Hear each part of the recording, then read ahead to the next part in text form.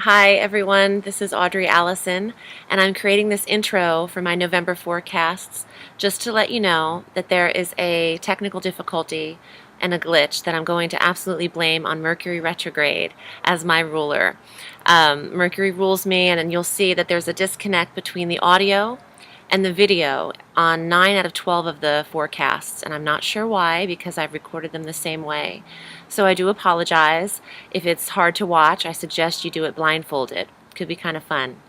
No, you didn't take a handful of peyote and watch them. They're going to be a little out of sync. So I do apologize, but hopefully the problem will be corrected for next forecast in December. And I won't dare bring the computer in to have it fixed until after the Mercury goes direct on November 11th. Take care of yourself. Enjoy the forecast as much as you can. And I'll speak with you next month. Bye.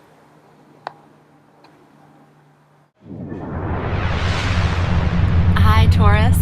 My name is Audrey Allison, and this is your November 2013 horoscope forecast, Taroscope, for the whole month of November. It's great to be back. Thank you so much for subscribing with me and for all of your great wishes, because this has been an exciting venture for me.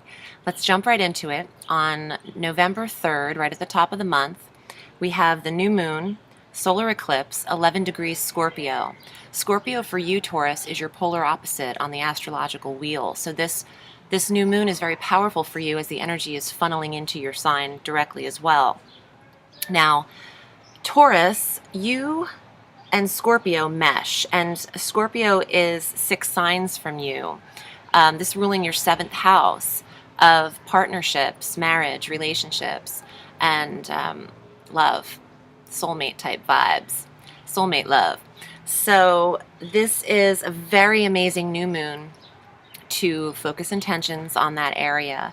If you're not in a relationship and you wish to attract one, this is a very positive start kicking off the month on November 3rd. If you're in one, this is an amazing time to start fresh in that area. If you have to make positive changes in your relationship, you'll have the moon's assistance in doing so. And it's also an eclipse, so it's very powerful. And it's also one of several that we've had since April of 2013. April, May, July, October, now November, more eclipses. So that's a great way to start the month. On the 5th, Venus is going into Capricorn. Capricorn is 8 signs from you. This is your 9th house of travel, distant travel, and faraway places. Venus going into that will beautify areas for you mentally and literally. You might be thinking about going away to distant lands. It's also the house of religion and philosophy, the house of Sagittarius, who rules adventure. You could want to, with Venus going into Cap on the 5th, you could want to really dream or plan about going to a beautiful location. This would be exotic. Maybe even just, ocean, sand, something absolutely peaceful and beautiful. Venus is also the planet of money in addition to beauty. So you could have saved money to go away or saved money to plan an adventure for yourself. I'm getting, you know what, I normally don't do this, but I want to pull cards because I'm getting a vibe about it right now. I wanted to save it to the end, but I'm getting the Hermit card right now for you. So I'm thinking that working on those relationships that I mentioned, or if you're in one, it'd be good to remain romantic at home. Hermit wants you to stay close with what you know. Also, just to jump all over the place, on the 7th of November, Jupiter goes retrograde 20 degrees Cancer. That is in your 3rd house of communications. Jupiter being the planet of expansion and benevolence and luck and abundance. This going into your communications, everything that you say has been in Cancer. It's been in that sector since last June 26th. But now that it's retrograde, you've been talking a big deal, a big game here, Taurians. You could find that lessens a little bit more. It's not a retrograde in Jupiter. It really, the planet really doesn't work against us even in a retrograde. But you could find that maybe these big expressions and how you're communicating so abundantly with people, you could maybe find yourself a little bit more reserved at this time with a retrograde in that sector. So November 11th, we have Mercury going direct after his 3-week hiatus. He went retrograde into Scorpio. So now he's direct, 2 degrees Scorpio. Scorpio is Scorpio ruling, your 7th house of relationships again. That seems to be highlighted for you. Now that this is direct, you might be communicating more, better in those areas, with your partner, with your marriage, with your relationships. That's a good thing, because Mercury is the communicator and also rules the mind and the intellect, and you could be feeling and thinking better about the relationship you're in, or drawing in the one that you'd like to have. Or if you're if you're loving being single, you know what? You could just be communicating better with partnerships in general, whether they're work related or people around you on a daily basis. Now we have Neptune also going direct, 2 degrees Pisces. That is your 11th house of groups and organizations and dreams and hopes and wishes and clubs and friendships. So Neptune is the planet of illusion and dreams and dreaminess, and he has been in his home sign of Pisces for a while, quite a while.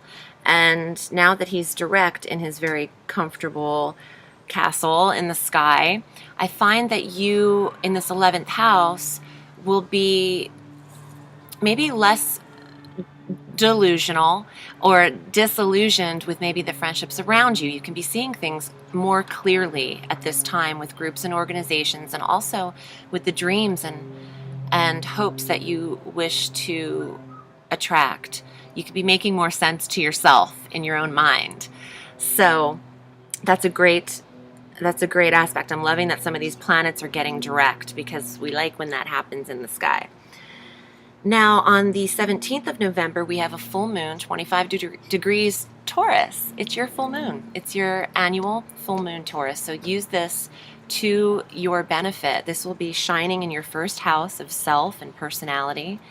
And it's just such an amazing moon, the full moon of new and full that we get once a year. So I want to pull a card for you regarding that to see what maybe they say you should focus on for that cycle. Wow, this is a cool card. This is the 5 of Wands. Even though it looks uncomfortable because these hands and fingertips are on fire, it's a creative energy card. It's a card for artists or people that express themselves through their hands, painting, writing, guitars, instruments, music. A lot of writing comes through this card. So, that actually helps with the full moon, because I was going to suggest writing some things down. There's this crazy squirrel just staring at me right now. What's up? You might want to write things down for this full moon about maybe what you'd like to accomplish in the full year, and keep them privately to yourself, because when you do set intentions, you'd be surprised at what could happen. Miracles happen all the time, especially when we faithfully set our minds and intents to things like that. So Chiron's also going direct, even though that's not a planet. I like to mention it because it's a very powerful asteroid, because I mentioned it a lot in the scopes last month. It is the wounded healer. It'll be finally going direct, 9 degrees Pisces, and that's also your 11th house, which is activated a lot for your dreams and hopes. So November is a very strong month for you to get your goals right, to dream in your mind and be clear about it, with Neptune now direct. And we'll end the month on November 21st with the sun going into Sagittarius. And that is a positive time. Let's see, Sagittarius is your 8th house of rebirth, regeneration, transformation.